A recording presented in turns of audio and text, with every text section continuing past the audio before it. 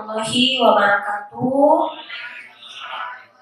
Yang kami hormati Ibu Kepala Sekolah, Ibu Kartika Sari EPD, yang kami hormati seluruh Dewan Guru SMA Negeri Karya Sakti, yang kami hormati staf TU yang menyempatkan hadir di sini, dan seluruh siswa-siswi SMA Negeri Karya Sakti yang juga ikut hadir untuk menghadiri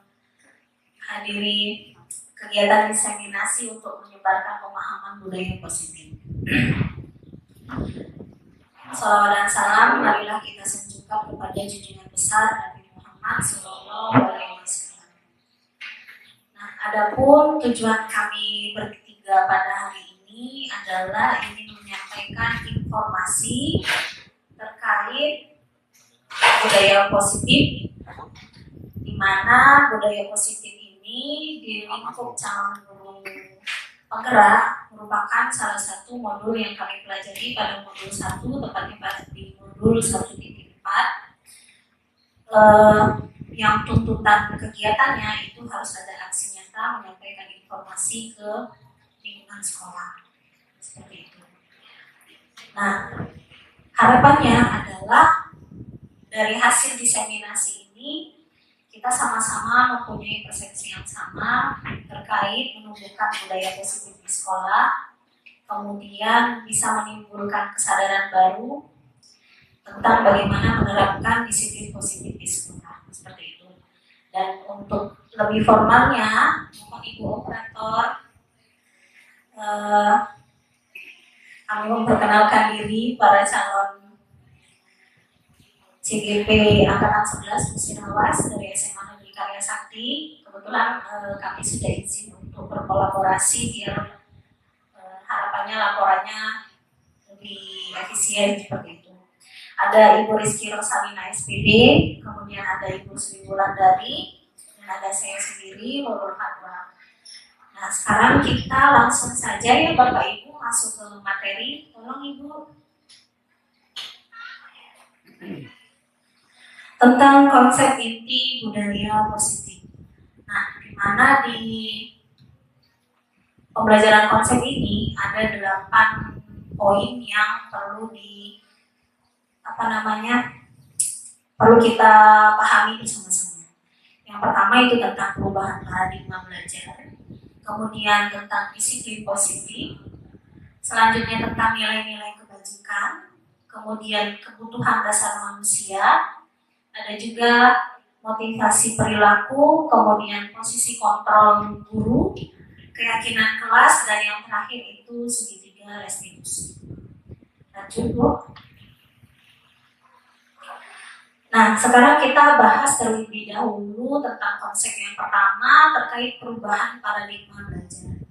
Nah, walaupun kita hidup di era milenial sekarang, tapi filosofi pendidikan yang digunakan, yang masih diterapkan di Indonesia itu tetap menggunakan filosofi pendidikan menurut Ki Hajar Dewantara, di mana secara garis besar ada 4 poin yang menurut kami ini cukup penting berpengaruh terhadap perubahan paradigma belajar. Yang pertama yaitu pendidik diibaratkan sebagai petani dan murid itu seperti biji tumbuh-tumbuhan. Jadi maksudnya seperti ini Bapak Ibu. Kita guru kalau berdasarkan filosofinya Ki Hajar Dewantara diibaratkan seperti seorang petani yang menumbuhkan benih-benih tumbuhan. Siswa kita ibaratkan kalau di iklan kecap Bango benih malika ya. Nah, kalau ditanamnya kedelai maka tumbuhnya kedelai. Kalau ditanamnya benih padi, tumbuhnya ya juga padi. Ditanam benih sawit ya tumbuhnya sawit. Tidak akan pernah berubah kedelai menjadi padi atau padi berubah menjadi sawit. Yang menjadi tugas kita adalah bagaimana caranya agar tumbuhnya mereka itu sesuai dengan harapan kita. Sama seperti murid. Murid itu punya karakternya masing-masing. Ada yang tipenya pendiam, ada yang senangnya ngomong, ada yang sukanya mendengarkan, ada yang tipenya suka belajar sambil melihat, ada yang sambil bergerak seperti itu. Dan kita guru hanya bisa mengasah apa yang sudah ada di diri anak-anak tanpa memaksa untuk mengubah, apalagi mengikuti maunya kita. Nyambung ke yang nomor 2, karena kita pendidik diibaratkan petani, anak-anak itu terlahir dengan bakatnya masing-masing atau biasa kita sebut unik.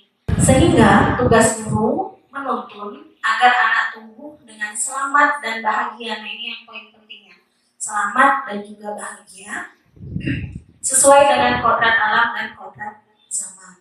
Nah, kemarin kalau yang sempat ikut kami pada saat pendampingan visi misi, ini sempat dijelaskan sedikit. Kodrat alam itu maksudnya adalah karakter yang sudah ada dari siswa atau murid lahir. Sedangkan kodrat zaman, ya zamannya yang sekarang ini pada saat murid belajar. Maka selain kita melihat bagaimana gaya belajarnya siswa dan karakter mereka, kita juga dituntut untuk memberikan pengajaran dan pendidikan sesuai zamannya mereka sekarang. Maka bagaimana kita guru caranya agar si HP ini, gadget ini bisa bermanfaat pada saat proses pembelajaran. Sehingga mau nggak mau kita harus ikut metodenya guru ngajar sekarang. Makanya program PPG itu salah satu tujuannya adalah agar guru-guru bisa menggunakan strategi pembelajaran yang pembelajarannya itu memanfaatkan gadget, memanfaatkan aplikasi. Dan alhamdulillah sebagian kecil dari guru kita ini di kelas yang sudah saya perhatikan sudah ada yang beberapa kali lah dalam proses belajar mengajarnya menggunakan gadget. Selanjutnya yang terakhir, pendidikan hendaknya berpihak pada murid. Selama ini kan yang kita sering lakukan, termasuk saya juga guru-guru CGP yang di depan ini, itu lebih sering berpatokan pada ketuntasan belajar. Kalau belajar materi harus tuntas, tanpa tahu kebutuhan murid itu sebenarnya apa. Nah, lanjutannya, pembelajaran dengan paradigma baru merupakan pembelajaran yang dirancang berdasarkan prinsip pembelajaran berdiferensiasi. Nah, ini terintegrasi dengan kurikulum Merdeka yang mau kita laksanakan ya. Jadi pembelajaran berdiferensiasi itu maksudnya di awal proses pembelajaran kita melakukan asesmen diagnostik kepada siswa, mereka masuk ke gaya belajar yang mana. Sehingga para peserta didik belajar sesuai kebutuhannya berdasarkan tahap perkembangan sesuai teori psikologi modern untuk mewujudkan profil pelajar Pancasila. Ini tuntutannya yang di kurikulum Merdeka. Tentang disiplin positif, sebelum masuk ke disiplin positif, kita cari tahu dulu apa itu makna disiplin positif. Disiplin itu berasal dari kata disiplina yang artinya belajar. Disiplin mengacu pada disiplin diri yang memiliki tanggung jawab terhadap apa yang dilakukannya berdasarkan nilai-nilai yang diyakini. Kemudian, kata disiplin itu sering dikaitkan dengan tata tertib, teratur, kepatuhan pada peraturan. Kata disiplin juga sering dihubungkan dengan hukuman. Namun, itu adalah salah satu alternatif terakhir dan kalau perlu tidak digunakan sama sekali. Disiplin itu lebih ke keyakinan positif yang muncul dari dalam diri. Selama ini kita di sekolah, ya, anak-anak itu disiplinnya karena apa biasanya? Peraturan. Yang kedua, takut. Takut apa? Dihukum. Yang ketiga, hadiah, misal. Kalau yang rajin atau yang pinter, nanti dikasih piagam, hadiah sama wali kelasnya. Ada ini yang sifatnya eksternal, bukan tumbuh karena kesadaran diri anak itu bahwa oh kalau aku disiplin maka hidupku akan teratur. Oh kalau aku disiplin maka ini akan berpengaruh pada kesuksesanku nanti, seperti itu. Kalau menurut Ki Hajar Dewantara, untuk mencapai kemerdekaan atau dalam konteks pendidikan kita pada saat ini dan untuk menciptakan murid yang merdeka, syarat utamanya adalah harus ada disiplin diri. Disiplin diri terbentuk karena sebuah motivasi sehingga kita memerlukan pihak lain untuk mendisiplinkan kita. Dia butuh orang tua dan guru untuk membantu bahwa disiplin yang mereka lakukan itu sifatnya positif. Gitu. Kalau anak-anak yang terbiasa dihukum dari kecil, gitu ya, sampai dewasa, mereka akan meyakini bahwa disiplin itu kalau kita nggak disiplin artinya bakal dihukum. Nah, lain halnya kalau misal anak-anak yang dari kecil diajak berdiskusi ketika mereka membuat salah. Gitu. Mereka paham dari diri mereka sendiri ada konsekuensi dan mereka memahami kalau salah harusnya berbuat apa, seperti itu. Nah, sedangkan disiplin positif sendiri adalah salah satu cara penerapan disiplin yang bertujuan untuk menumbuhkan kesadaran serta memberdayakan peserta didik tanpa imbalan penghargaan, ancaman atau hukuman. Sebagai pendidik, tujuan kita adalah menciptakan peserta didik yang memiliki disiplin diri sehingga mereka berperilaku mengacu pada nilai-nilai kebajikan universal dan memiliki motivasi intrinsik dalam perubahan perilaku ke arah yang lebih baik. Nah, ini sama seperti yang saya jelaskan tadi. Motivasinya muncul dari dalam diri. Mereka tidak datang terlambat karena mereka meyakini datang tepat waktu itu akan baik bagi mereka. Bukan karena takut dihukum Bu Rizky Rosalina atau takut karena dihukum guru piket, di mana nilai-nilai kebajikan universal adalah nilai yang disepakati bersama, lepas dari suku bangsa, agama, bahasa maupun latar belakangnya. Nah, nilai-nilai kebajikan universal itu dia sifatnya mendunia, artinya mau dipakai di belahan bumi manapun ini tetap bisa berlaku. Kemudian nilai-nilai kebajikan universal juga dapat diterapkan dalam pengambilan keputusan. Ini contoh nilai kebajikan pada institusi atau organisasi. Ada beriman dan bertakwa pada Tuhan Yang Maha Esa, ada berkebinekaan global, gotong royong, mandiri, kreatif dan bernalar kritis.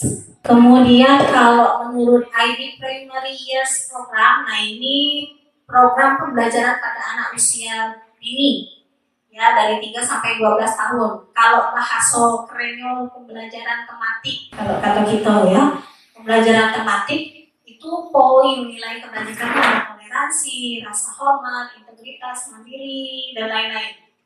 Kemudian kalau untuk keterampilan hidup atau life skill, kalau kita masuk di dunia kerja atau ketika hidup di lingkungan bermasyarakat, contoh nilai kebajikannya dapat dipercaya, lurus hati, pendengar yang aktif, tidak merendahkan orang lain, dan memberikan yang terbaik dari diri. Lanjut baca. Kemudian lanjut ke kebutuhan dasar manusia. Anak-anak melakukan kesalahan, melanggar peraturan, itu ternyata ada hubungannya dengan kebutuhan dasar mereka yang tidak terpenuhi.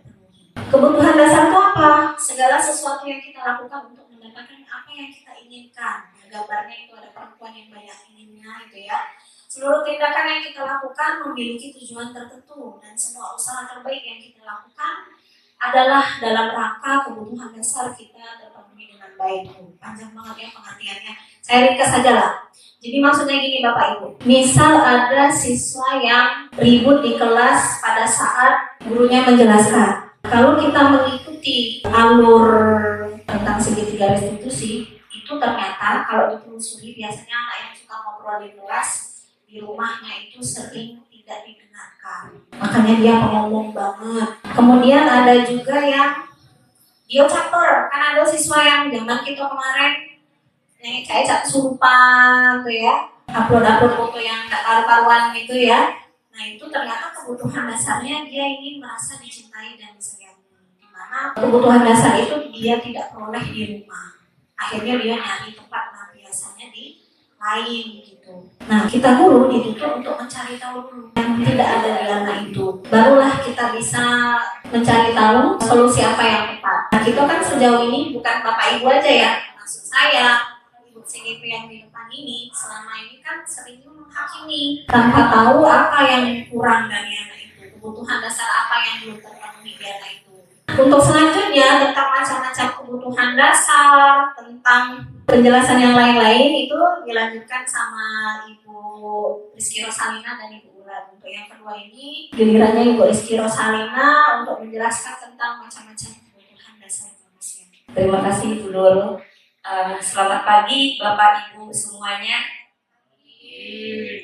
Assalamualaikum warahmatullahi wabarakatuh. Yang saya hormati Ibu Kartika Sari selaku Kepala Sekolah SMA Negeri Karya Sakti. Yang saya hormati seluruh Wakil Kepala Sekolah SMA Negeri Karya Sakti. Yang saya hormati seluruh Dewan Guru SMA Negeri Karya Sakti dan staf tata usaha SMA Negeri Karya Sakti. Semoga kita semua dalam keadaan sehat walafiat dan selalu dalam lindungan Allah Subhanahu wa taala. Amin ya rabbal alamin. Gimana Bapak Ibu semua kabarnya, sehat kan hari ini? Alhamdulillah sehat ya. Masih dalam suasana merdeka ya. Ya semoga semangat kita juga selalu membara merdeka. Oke baiklah, terima kasih kesempatannya kepada Ibu Nurul Fatwa. Di sini saya melanjutkan penjelasan dari Ibu Nurul Fatwa, yaitu tentang 5 kebutuhan dasar manusia. Sebelumnya sudah dijelaskan oleh Ibu Nurul apa sih kebutuhan dasar manusia itu. Nah ternyata perilaku atau tindakan murid atau seseorang itu didasari oleh kebutuhan dasar yang belum terpenuhi. Jadi misalkan ada siswa yang nakal, datang terlambat atau ribut di dalam kelas. Ternyata itu ada sebabnya. Salah satunya ada kebutuhan dasar dia yang belum dipenuhi, apa yang masih kosong seperti itu. Nah, kebutuhan dasar manusia di sini ada 5. Ada 5. Yang pertama, bertahan hidup. Kita sebagai manusia itu pasti berorientasi pada kebutuhan yang dasar ini, yaitu bertahan hidup.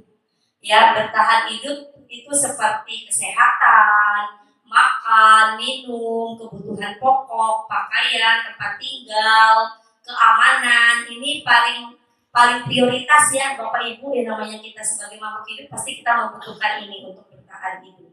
Lalu yang kedua, kasih sayang dan rasa diterima. Ternyata kita sebagai manusia itu membutuhkan rasa kasih sayang. Kita tidak bisa hidup tanpa cinta, ya enggak Bapak Ibu? Ya, udah kayak nyanyi dangdut ya.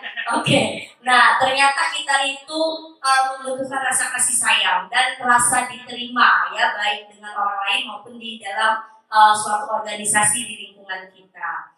Nah, rasa diterima, dipedulikan oleh orang lain, berbagi, kita harus bisa berbagi dengan sesama. Kita juga harus bisa berkolaborasi, bekerja sama dengan orang lain, menjadi bagian dalam suatu kelompok. Nah, kalau kita merasa jadi bagian di dalam kelompok itu, terus kita bisa kerjasama, bisa berbagi dengan yang lain, itu kita merasa diterima. Lalu yang ketiga, penguasaan. Penguasaan di sini dia lebih ke kompetensi, memiliki berkompeten atau berprestasi gitu. Dia memiliki harga diri memiliki keinginan untuk dianggap. Semakin seseorang itu berkualitas, maka harga dirinya semakin mahal. Seperti itu ya Bapak Ibu ya. Nah, dan yang keempat itu ada kebutuhan kebebasan. Ternyata tanpa disadari kita butuh rasa bebas ya Bapak Ibu. Tidak ingin dikekang seperti itu. Kita harus mandiri, punya kemandirian, bebas memilih suatu pilihan, bebas menentukan arah hidup ya, arah hidup, jati diri kita, bebas menentukan pilihan, kita juga bisa mandiri kayak gitu. Dan juga kita tertarik untuk mencari atau mencoba hal-hal yang baru. Kita punya kebebasan untuk memilih suatu pilihan, menemukan jati diri gitu. Nah, yang terakhir yaitu ada kebutuhan kesenangan. Ternyata kita sebagai manusia, khususnya di lingkup sekolah yaitu guru dan murid, juga membutuhkan kesenangan. Kita butuh tertawa, kita butuh bermain, kita butuh humor ya, dan di situ akan timbul semangat atau antusias kita, motivasi kita gitu. Jadi kalau kita letih, lesu, sedih, kadang nggak bergairah, nggak semangat, boro-boro antusias ya. Tapi kalau keadaan kita senang, gembira, terus kita bisa humor, bercanda, tertawa, itu dengan sendirinya timbullah rasa antusias atau semangat kita seperti itu. Motivasi perilaku manusia. Nah, ternyata Bapak Ibu, perilaku atau tindakan manusia itu didasari oleh motivasi. Ya, misalkan Ibu Zelna melakukan tindakan A. Nah, dia melakukan tindakan A itu ternyata ada motivasinya. Nah, apakah itu? Motivasinya di sini ada dua, yaitu eksternal dan internal. Yang namanya eksternal itu pasti berasal dari luar diri dia. Kalau internal itu berasal dari dalam dirinya. Nah, untuk motivasi eksternal yang berasal dari luar diri itu ada 2 poin di sini untuk menghindari ketidaknyamanan atau hukuman. Jadi kita melakukan tindakan A untuk menghindari ketidaknyamanan atau hukuman misalkan. Dan poin yang kedua, untuk mendapatkan suatu imbalan dari orang lain atau dari sebuah institusi atau organisasi. Jadi kita ngarepin imbalan. Kita ngelakuin A karena kita mau dapat imbalan. Kita mau dapat penghargaan atau pujian. Contoh misalkan, saya datang pagi hari, padahal biasanya siang misalkan. Saya datang pagi saat di jam-jam Bu Kartika ada di sekolah. Berarti kenapa saya datang pagi hari? Saya pengen dapat imbalan dari Bu Kartika. Paling nggak saya dapat pujian. Seperti itu. Atau penghargaan. Berarti saya melakukan tindakan itu bukan murni dari dalam diri saya, tapi dari faktor eksternal, yaitu ingin mendapatkan imbalan pujian atau penghargaan dari bos. Gitu kan. Nah, kalau untuk menghindari ketidaknyamanan atau hukuman, contohnya kayak tadi murid banyak datang terlambat. Nah, ternyata dia datang terlambat itu ada kebalik, murid mencegah untuk datang terlambat. Dia berusaha datang lebih awal. Itu untuk apa tujuannya dia datang lebih awal? Ternyata dia ada motivasi dari luar, yaitu dia menghindari hukuman. Nah, kalau dihukum pasti dia merasa tidak nyaman. Bisa dikatakan di sini untuk motivasi eksternal untuk menghindari ketidaknyamanan atau hukuman, contohnya bisa berkata apa yang akan terjadi apabila saya tidak melakukannya. Nah, yang kedua, untuk mendapatkan imbalan, pujian, penghargaan dari orang lain atau sebuah institusi atau organisasi. Contoh yang dikatakan di sini, apa yang akan saya dapatkan apabila saya melakukannya. Nah, yang motivasi selanjutnya yaitu ada internal. Nah, motivasi internal inilah yang berasal dari dalam diri kita. Inilah yang menjadi tujuan disiplin positif, tujuan budaya positif yang kita terapkan di sekolah ini. Untuk menghargai diri sendiri, menjadi insan sesuai harapan kita. Kita melakukan sesuatu karena niat kita sendiri, menghargai diri kita sendiri, dan juga kita bisa menghargai orang lain. Kita bisa menjadi suatu orang atau suatu insan sesuai harapan kita. Nah, di sini contoh untuk motivasi internalnya yang bisa menghargai diri sendiri menjadi insan sesuai harapan kita, yaitu bisa dikatakan saya akan menjadi orang yang seperti apa bila saya melakukannya. Jadi kita harus tahu kita tuh pengen jadi orang seperti apa sih? Oh, saya pengen jadi orang sukses dunia akhirat. Sukses dunia akhirat itu seperti apa? Bisa jadi suri teladan yang baik, konsep disiplin yang dianggap gagal. Nah, ternyata dalam pendidikan guru penggerak ini, disinilah pikiran saya secara pribadi terbuka dan menyadari bahwa konsep disiplin yang selama ini saya terapkan, atau mungkin ada rekan guru yang sama posisinya dengan saya, itu ternyata dianggap gagal. Ada 2 poin di sini. Yang pertama, hukuman. Kita sering ya, tidak munafik ya Bapak Ibu ya, terutama tim PDS ya, apalagi saya waktu kesiswaan, terus guru piket, guru mapel atau wali kelas ya. Di sini ada konsep disiplin yang dianggap gagal, yaitu hukuman. Kita sering nih tanpa disadari atau dengan sengaja mengasih hukuman kepada siswa. Dengan hukuman yang kita berikan itu, ternyata hukuman itu sifatnya memaksa. Iya enggak? Walaupun anaknya nggak mau, pokoknya harus bersihin WC enggak? Nggak mau, Bu, WC-nya bau, kotor, harus pokoknya. Salah sendiri kamu terlambat, berarti kan paksaan gitu. memaksa. Nah, sehingga murid itu merasa gak nyaman. Dan murid juga merasa takut. Takut kena hukuman, takut nih, takut dimarahin. Ya. Dan juga di sini murid merasa rendah diri. Dan juga murid menyembunyikan kesalahannya. Oke, yang kedua yaitu penghargaan. Penghargaan di sini ternyata penghargaan atau pujian atau imbalan atau hadiah itu tidak hanya berdampak positif saja ya seperti yang kita tahu dulunya ya Bapak Ibu.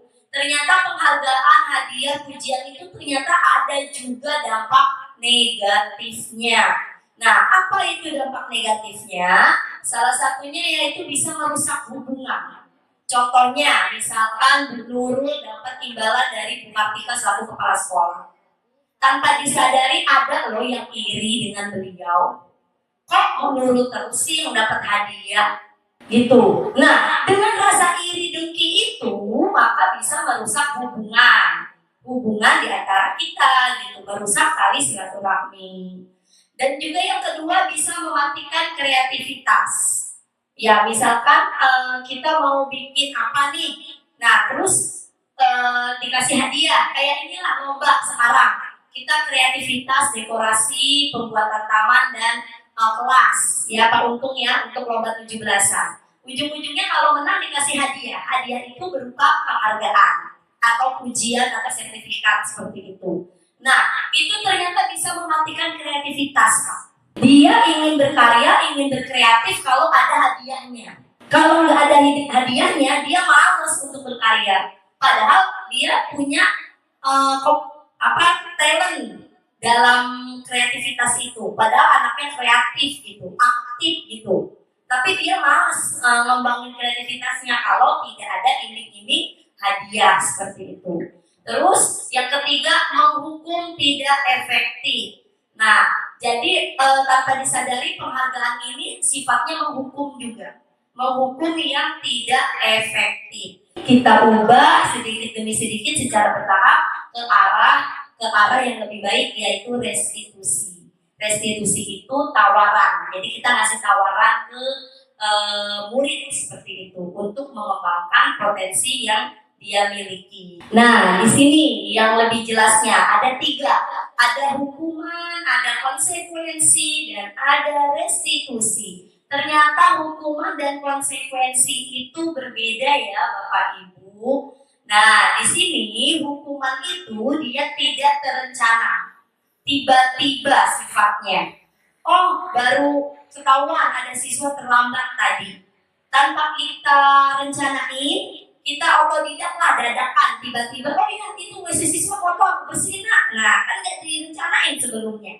Nah lalu yang kedua, murid tidak tahu apa yang akan terjadi atau murid tersebut tidak dilibatkan. Jadi murid tuh nggak tahu apa sih yang akan terjadi nanti kalau saya datang ke siangan ini. Paling disuruh ini doang, tapi belum tahu nih, belum bisa ketebak hukuman yang akan diberikan pastinya apa. Dan di hukuman ini murid tidak dilibatkan. Jadi yang ngasih hukuman kan guru. Nah tidak ditawarkan ke murid seperti apa hukuman yang dia mau kayak gitu. Lalu bersifatnya satu arah. Hukuman ini hanya bersifat satu arah. Nah hukuman juga bisa berupa hukuman fisik atau hukuman psikis. Hukuman fisik kayak misalkan suruh hormat bendera selama 1 jam. Hukuman psikis seperti verbal kayak kita ngasih kata-kata yang mungkin menyakitkan diri murid itu sendiri. Lalu yang kedua konsekuensi. Konsekuensi itu ternyata terencana Bapak Ibu. Dia direncanakan dan disepakati sesuai peraturan. Jadi konsekuensi ini bahasa lainnya yaitu sanksi ya Pak Yogi. Sanksi jika melanggar peraturan atau tata tertib sekolah. Kan ada sanksi-sanksinya kan di situ. Nah sanksi itu otomatis kita susun. Kita rencanakan dulu, kita susun, lalu kita sepakati secara bersama-sama seperti itu. Dalam konsekuensi ini, murid tetap dibuat tidak nyaman. Ya, murid itu tidak nyaman kalau dikasih sanksi atau konsekuensi yang sudah disepakati oleh dewan guru yang sudah direncanain sesuai dengan peraturan yang berlaku. Dia merasa murid itu merasa tidak nyaman, seperti kayak dia nerima hukuman tadi. Nah, sikap guru di sini selalu memonitor muridnya. Lalu yang ketiga, restitusi. Nah, restitusi inilah Bapak Ibu tujuan kita sekarang. Nah, kalau bisa kita ubah pola pikir kita secara bertahap, sedikit demi sedikit kita ubah juga perilaku kita kepada siswa menjadi tahapan restitusi. Restitusi itu proses menciptakan kondisi bagi murid untuk memperbaiki kesalahannya. Proses kolaboratif atau kerjasama antara guru dengan murid yang mengajarkan murid untuk mencari solusinya sendiri, mandiri dan bertanggung jawab. 5 posisi kontrol guru. Di sini ada 5 posisi kontrol guru. Yang pertama penghukum, yang tadi sudah sedikit saya jelaskan.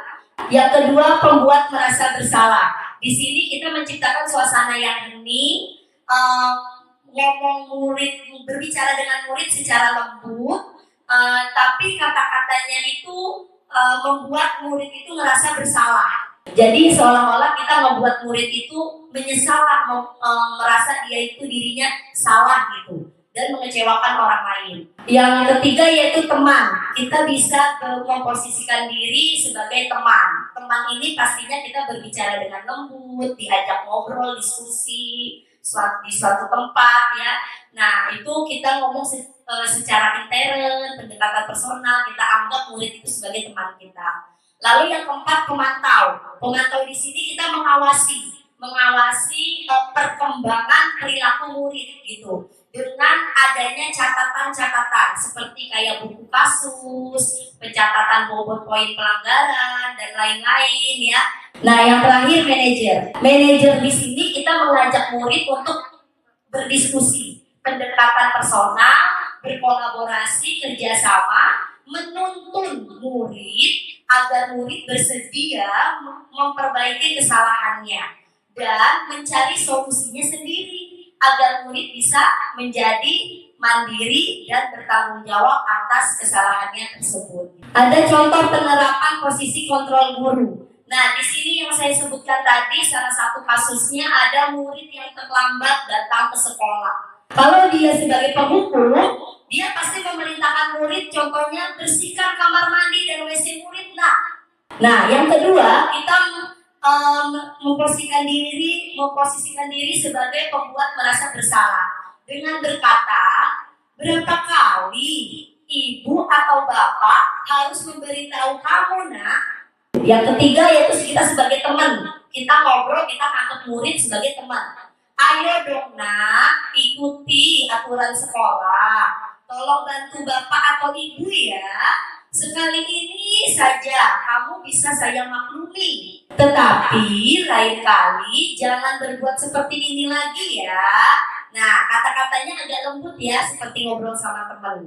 Kalau kita memposisikan diri sebagai pemantau, kita mengawasi perilaku dia dengan bisa berkata, kamu sudah melanggar peraturan sekolah, Kamu datang terlambat, itu kamu sudah melanggar peraturan sekolah. Kamu tahu apa konsekuensinya? Kamu tahu apa sanksinya? Kayak gitu. Dan yang terakhir posisi manajer. Contohnya kita bisa mengatakan, apabila kamu tahu kesalahanmu, kira-kira bagaimana kamu memperbaiki kesalahanmu ini, Nah, ditanya dulu, kamu tahu nggak, kesalahan kamu apa? Oh, datang terlambat, Bu, saya kesiangan, telat 10 menit. Bagaimana kamu mau memperbaiki kesalahan kamu, Kamu bersedia nggak? Mau nggak memperbaiki kesalahanmu ini? Nah, kira-kira gimana cara memperbaikinya, Nah, kita tawarkan solusi kepada murid itu untuk menyelesaikan masalahnya. Nah, di sini Bapak Ibu silakan kita jawab bersama-sama ya, Bapak Ibu. Posisi kontrol, apakah aku? Guru itu berkata, saya kecewa sekali dengan kamu. Nah, dari 5 posisi kontrol itu, kira-kira kalimat ini termasuk posisi kontrol yang mana Bapak Ibu? Di mana Pak Rus? Pembuat merasa bersalah. Iya, kita mengatakan saya kecewa sekali sama kamu. Jadi seolah-olah kita nyalahin siswa ya Pak ya. Jadi siswa itu merasa dirinya ini, oh iya saya bersalah, saya ngecewain orang lain kayak gitu. Nah ini yang kedua Bapak Ibu, posisi kontrol. Apakah aku, guru berkata kepada muridnya saat muridnya berbuat kesalahan. Guru berkata, kamu tidak pernah benar melakukannya. Nah posisi kontrol apa ini? Nah ini Bapak Ibu ada lagi posisi kontrol. Apakah aku, kalau guru berkata, apa rencanamu untuk menyelesaikan masalah ini? Manajer, betul Pak Yogi. Manajer, apa rencanamu untuk menyelesaikan masalah ini? Jadi kita memancing siswa atau membantu siswa untuk mencari solusi permasalahannya sendiri. Nah, ini Bapak Ibu ada lagi posisi kontrol. Apakah aku, ayolah nak, lakukan ini demi aib bapak atau ibu ya. Teman, betul Bu Haryatun, teman. Ayolah lakukan ini demi bapak atau ibu ya. Oke. Posisi kontrol. Apakah aku, gurunya berkata, kamu tidak akan pernah mendapatkan nilai jika tidak mengerjakan tugas.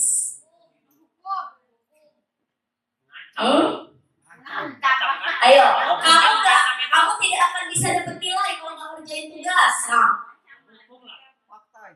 iya, maksudnya posisi kontrol apa yang dipegang oleh guru saat mengatakan ini? Penghukum. Berarti tadi Bu Adi itu sebagai pemantau. Kamu tidak pernah benar melakukannya, itu sebagai pemantau. Karena dia memantau perilaku siswa, perkembangannya seperti apa. Kok dia tahu sih kalau itu nggak benar? Berarti kan dipantau, diawasi. Berarti posisi kontrolnya sebagai pemantau. Yang tadi, kalau yang sekarang, kamu tidak akan pernah mendapatkan nilai jika tidak mengerjakan tugas, itu sebagai penghukum. Kita menghukum dia kalau nggak ngerjain tugas nggak dapat nilai. Yang pernyataan ini atau materi ini akan dilanjutkan disampaikan oleh Ibu Sri Wulandari tentang keyakinan kelas, restitusi dan penerapan segitiga restitusi dalam menangani permasalahan siswa. Oke, sebelum saya serahkan ke Bu Sri Wulandari, bolehkah kita ice breaking dulu Bapak Ibu? Biar semangat dikit, nggak lemah lesu ya. Ice breakingnya kita tepuk semangat dulu ya. Tepuk semangat. Semangat.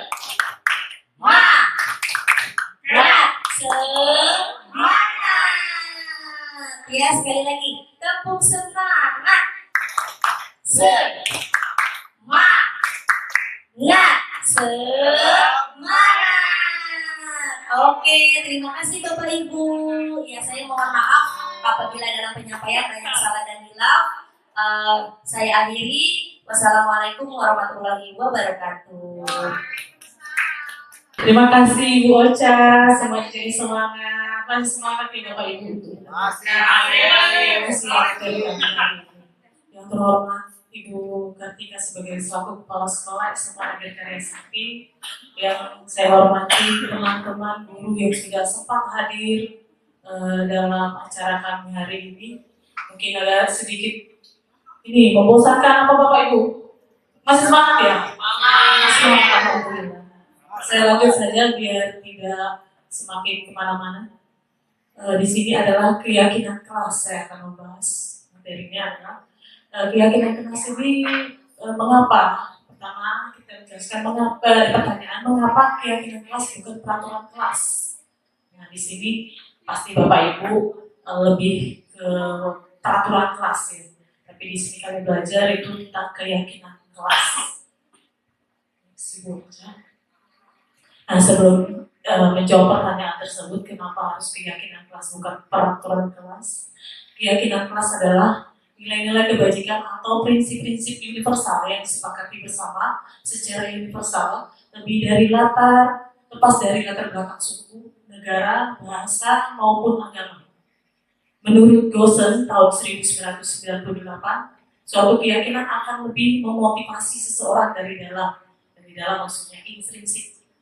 seseorang lebih bersemangat untuk menjalankan keyakinan daripada hanya sekedar mengikuti serangkaian peraturan.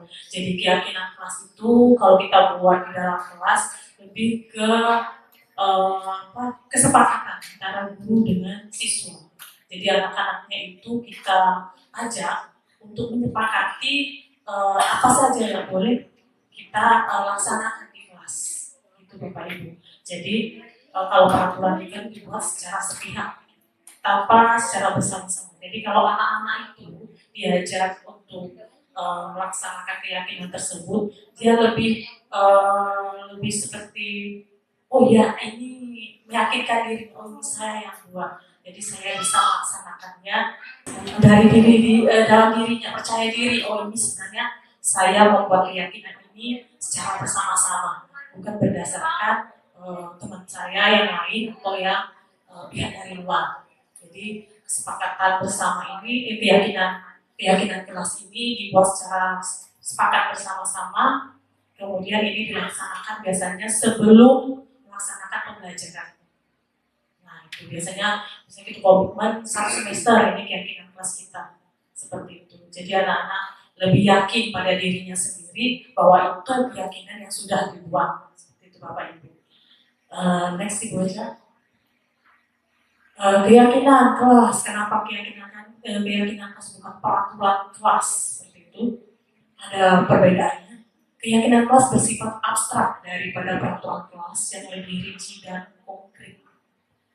Kemudian keyakinan kelas berupa pernyataan-pernyataan yang universal. Kemudian dibuat dalam pernyataan yang positif. Sedikit saja agar mudah diingat. Nah itu. Jadi anak-anak kalau sudah membuat keyakinan tersebut berasal dari diri mereka masing-masing, dia lebih mengingat. Jadi kalau peraturan kita buat sepihak, anak-anak lebih menyepelekan biasanya. Kemudian semua warga kelas sebaiknya ikut berkontribusi dalam membuat keyakinan kelas. Jadi dalam guru penggerak ini kami lebih mempelajari keyakinan kelas, bukan peraturan kelas. Jadi itu Bapak Ibu. Lanjut. Nah di sini tadi udah sedikit disinggung oleh Ibu Rizky Rosalina tentang segitiga restitusi. Nah, segitiga restitusi ini kalau ibu-ibu, bapak-bapak mungkin sudah ya melaksanakan segitiga restitusi tersebut, tapi mungkin belum paham apakah itu tahapannya. Seperti itu. Di sini kami menjelaskan segitiga restitusi itu membuat murid kita untuk jujur pada dirinya sendiri dan mengevaluasi setiap dari dampak dari permasalahan yang telah dilakukannya. Kemudian segitiga restitusi ini juga lebih ke memberi penawaran, bukan bersifat paksaan. Jadi kita menciptakan anak itu dalam kondisi yang melakukan bersedia untuk memecahkan permasalahannya sendiri. Kemudian dia itu akan lebih baik lagi ke depannya, seperti itu. Dia melakukan perjanjian terhadap kita, seperti itu. Tapi muncul dari dirinya sendiri, seperti itu Bapak Ibu. Jadi kita tidak melakukan paksaan apapun, seperti itu. Nah, next boleh.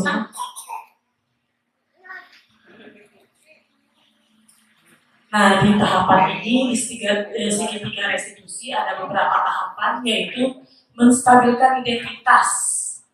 Nah, berdasarkan prinsip membuat kesalahan adalah bagian proses pembelajaran. Nah, di sini ada contoh dari kalimat untuk menstabilkan identitas. Pertama adalah berbuat salah itu wajar. Tidak ada manusia yang sempurna. Ibu bapak juga pernah melakukan itu. Ibu bapak tidak mau mencari siapa yang salah, tetapi ibu bapak ingin mencari solusi dari permasalahan ini. Kemudian kamu berhak merasa begitu. Itu kalimat-kalimat yang untuk menstabilkan identitas terhadap anak, kalimat-kalimat tersebut.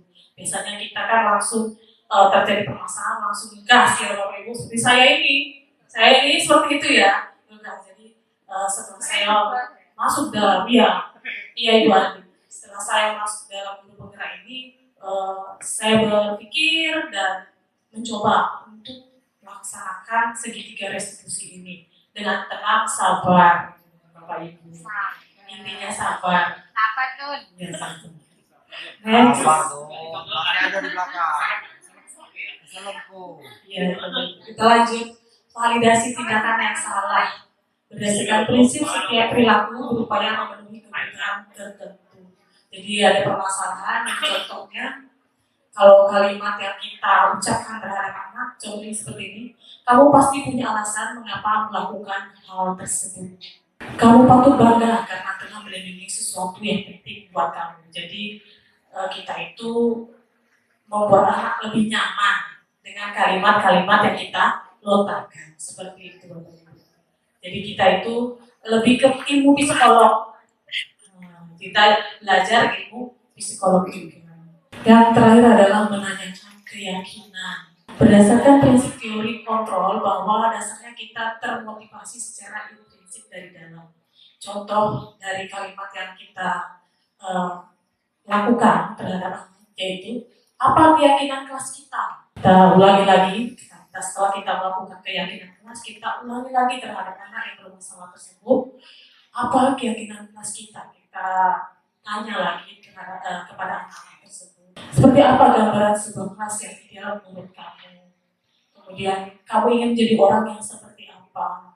Jadi, saya lihat ini setiap kalimat, setiap tahap, itu kita sebagai guru menenangkan. Jadi intinya kita itu menenangkan anak tersebut jika kita melihat anak tersebut dalam keadaan panik atau dalam keadaan yang marah seperti itu. Nah, saya ini juga enggak itu Bapak Ibu terhadap anak-anak, enggak sabar orangnya. Sekarang saya langsung langsung mengintimidasi anak. Sekarang dalam guru penggerak ini alhamdulillah saya pahami bahwa untuk menenangkan anak ada beberapa tahap yang perlu kita laksanakan. Jadi kita itu mengurangi Bapak Ibu, mengurangi untuk mengintimidasi anak dengan perkataan secara fisik ataupun secara perkataan verbal ya Bapak Ibu. Seperti itu. Bisa dipahami Bapak Ibu. Mudah-mudahan ya sabar. Lebih ke sabar. Nah, ini ada video ya. Lanjut video. Bu Nur udah masuk. Oke, dulu aja lah. Ya udah. Ini lanjut ke Bu Nur ya Bapak Ibu. Silakan Bu Nur.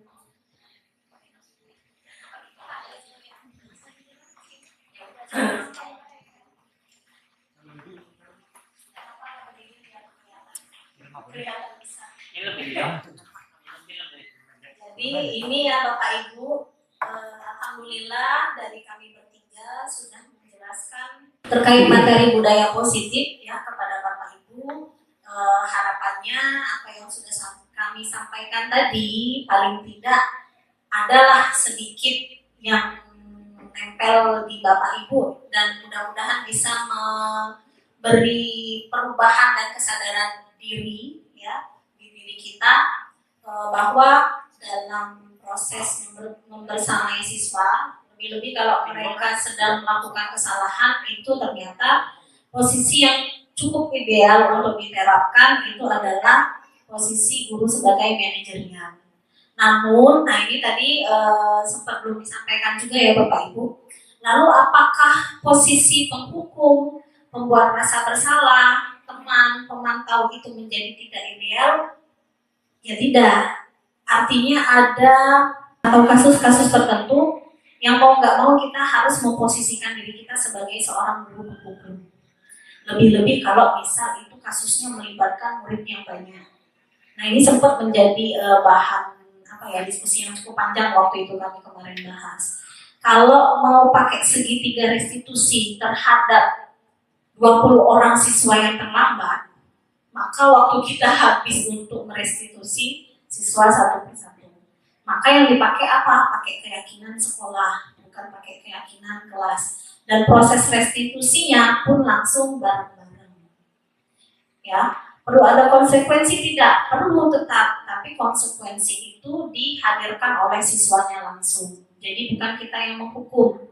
Jadi secara massal anak-anak itu diajak berdiskusi mau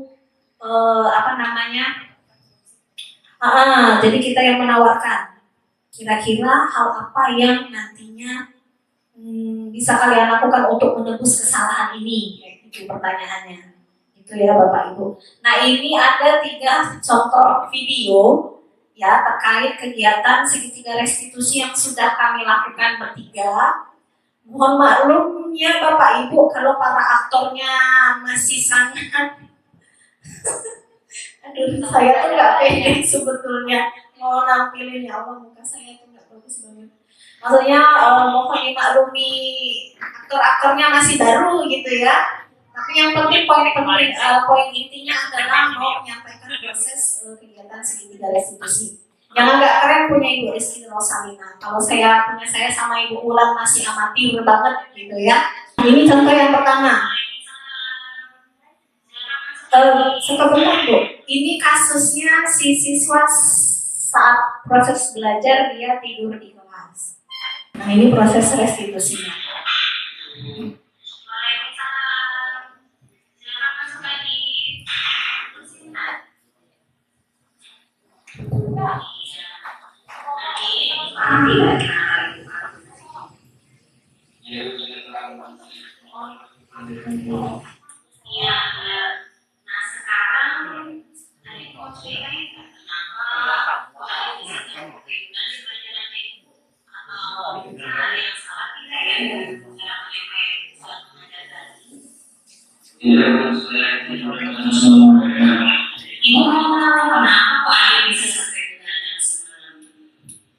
Semalam saya ada waktu saat bermain game di HP-ku.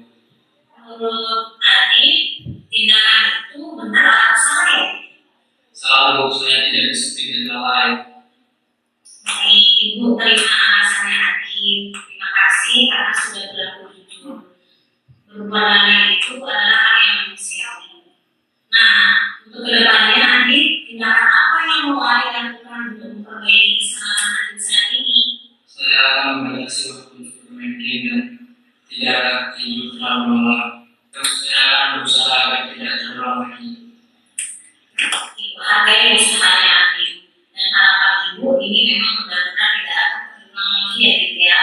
Semoga kedepannya adik dapat mengambil pelajaran dari kesalahan yang sudah dilakukan ini. Ya Bu, terima kasih ya Bu. Permisi ya Bu. Ya, silakan adik.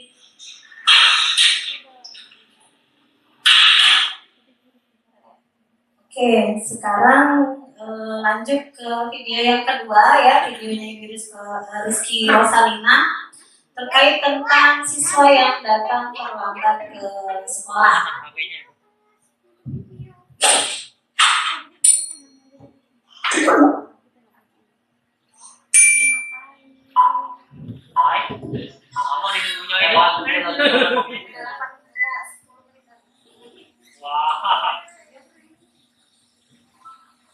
Rasanya tidak pernah terlambat. Kenal kasnya? Tapi apa? Kas merah.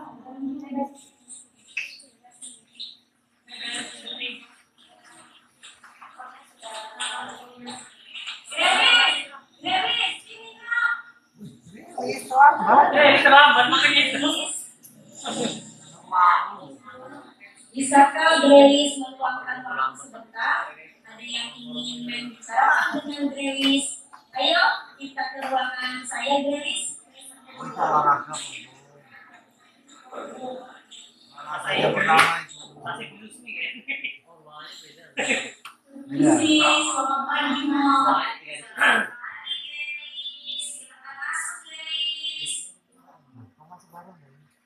Silakan duduk, Nak. Ya, Grace, sekolah kita masuk jam 7.30 waktu Indonesia Barat. Dan sekarang sudah menunjukkan pukul 7.45 waktu Indonesia Barat. Jadi, gimana ini Gelis?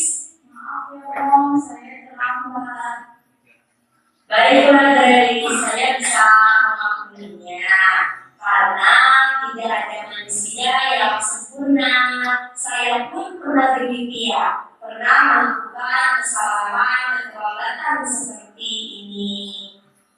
Ya Om, sekali lagi saya mohon maaf ya. Kamu pasti punya alasan kenapa kamu terlambat hari ini, Gelis. Saya baru kesiangan Om, saya lupa menyetel alarm saya semalam dan saya masih bermain HP belum waktu. Baiklah, Gelis. Menurut kamu, keyakinan sekolah yang mana yang perlu kamu tingkatkan, Nak? Menurut saya disiplin, menghargai waktu, menghormati diri sendiri dan orang lain. Setuju, saya setuju dengan yang dikatakan Gelis tadi. Jadi, apakah Gelis meyakini prinsip kedisiplinan, saling menghargai, dan saling menghormati itu, Nak? Ya Om, saya sangat meyakininya. Baiklah, jika Gelis meyakininya, apakah Gelis bersedia dan mau memperbaiki masalah keterlambatan ini, Nak? Bersedia Om, saya berjanji tidak akan mengulanginya lagi dan hadir tepat waktu. Jadi, kira-kira Gelis mau menjadi orang yang seperti apa sih, Nak? Menjadi orang yang disiplin, menghargai waktu, saling menghargai dan menghormati satu sama lain Om. Baiklah, Gelis, kalau begitu. Menurut kamu, bagaimana perasaan kamu jika kamu berhasil menjadi orang yang seperti itu? Pastinya saya akan merasa nyaman, senang, dan bangga terhadap diri sendiri. Baiklah, Gelis, berarti Gelis akan merasa nyaman, senang, dan bangga terhadap diri sendiri jika Gelis berhasil menjadi orang yang sesuai keinginan Gelis tersebut, ya, Nak? Nah, sekarang bagaimana caranya Gelis untuk memperbaiki masalah keterlambatan ini, Nak? Saya akan memperbaiki masalah ini dengan tidak lupa menghapal alarm saya Om. Dan saya akan pastikan alarm saya berbunyi lebih awal dari sebelumnya. Saya akan mengulangi tidur malam saya menjadi tidur di bawah jam 10 malam Om. Baiklah, Gelis. Bagaimana jika suatu saat Gelis lupa lagi untuk menyetel alarm di rumah? Apakah ada seseorang di rumah Gelis yang bisa membantu mengingatkan akan hal itu, Nak? Ada ibu saya Om. Saya nanti akan bicara kepada ibu saya untuk mengingatkan saya menyetel alarm. Dan saya akan meminta tolong kepada ibu saya untuk membantu saya lebih pagi dari sebelumnya Om. Apakah ada lagi selain ibu kamu yang bisa membantu kamu mengingatkan akan hal itu, seperti kakakmu mungkin? Kalau kakak saya lagi kuliah di luar kota Om, mungkin yang bisa bantu orang lainnya adalah bapak saya. Oke, baiklah Gelis. Berarti intinya yang bisa membantu kamu dalam mengingatkan kamu untuk menyetel alarm lebih awal dari sebelumnya itu ada bapak dan ibu, ya, Nak, ya. Nah, kira-kira mulai kapan nih Gelis akan menyetel alarm dan berbicara kepada bapak dan ibu tentang hal ini, Nak? Mungkin setelah pulang sekolah akan saya lakukan Om. Oke, baiklah Gelis. Berarti yang bisa mengingatkan Gelis dalam menyetel alarm untuk awal dari sebelumnya itu ada bapak dan ibu, ya.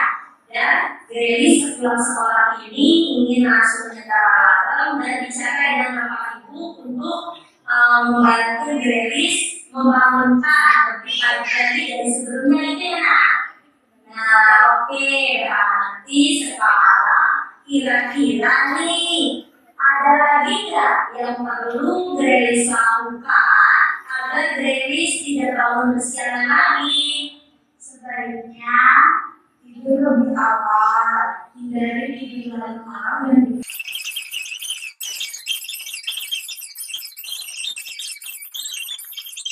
Kasusnya ini tentang siswa yang mencontek. Nah, mencontek kopi kerjaan tugas ya. Nah, tugas.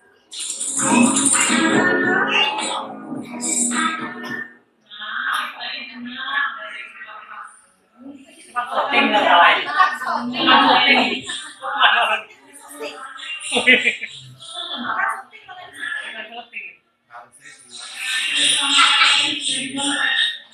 nah, keyakinan apa yang Pakai tepuk tek.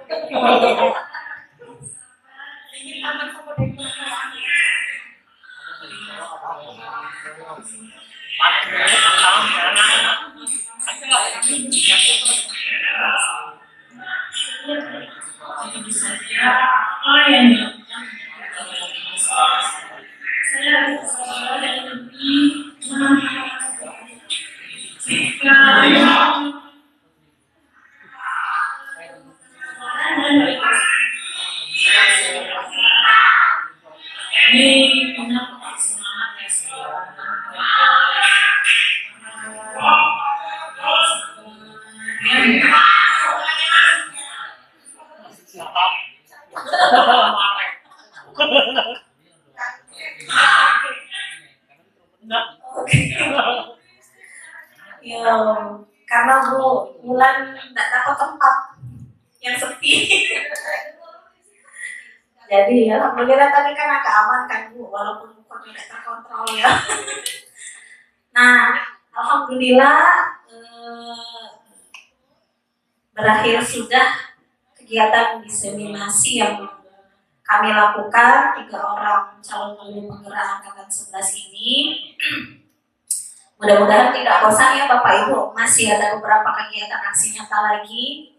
Bu Kartika mohon keruangan, ruang waktu dan sarana. Terima kasih atas kehadiran dan kesediaan Bapak Ibu. Mudah-mudahan apa yang kita lakukan hari ini dapat membawa manfaat untuk kita sendiri dan orang lain. Kami mohon maaf apabila terdapat banyak kesalahan, dan kepada Allah kita sama-sama mohon ampun. Saya akhiri, wassalamualaikum warahmatullahi wabarakatuh.